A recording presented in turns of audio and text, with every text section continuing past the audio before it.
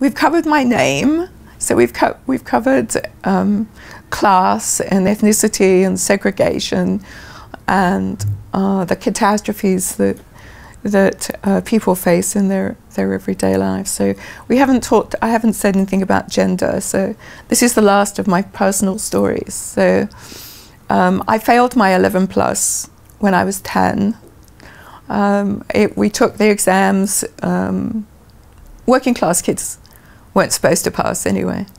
But we took the exams in March, and by that time I was on masses of antihistamine because I had such chronic hay fever. And my mother used to send me to school with a bottle of antihistamine, and so if I would sneeze, I'd start sneezing, I'd just take another pill. And frequently used to sleep through the afternoon in the school.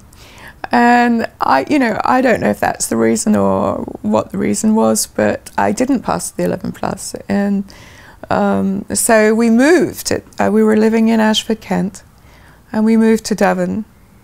And I went to a secondary modern school, which meant I couldn't go to university, I couldn't go to college. I'd probably end up working in a shop.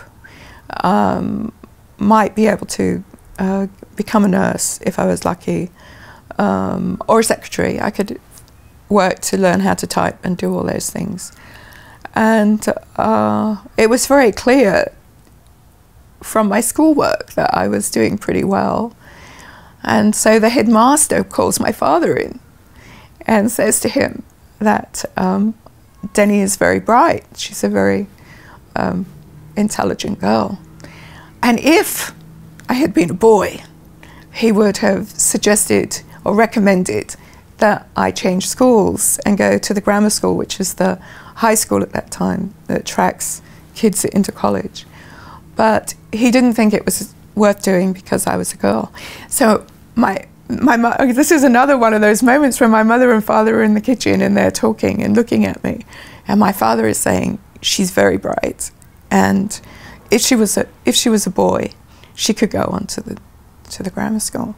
And I'm just standing there thinking, well, I could still do this, but I didn't say anything. I just smiled and left the room. And the fact that I managed to transfer when I was 16 was unheard of at that point. And I ended up taking math with the boys, because the girls only did arithmetic. And the math teacher decided that he thought I had some talent at mathematics. So when I was 14, they'd been in the math classes. So I was, since they were 11, I joined the boys in the math class, and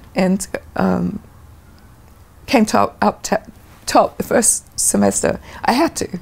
It was a matter of honor.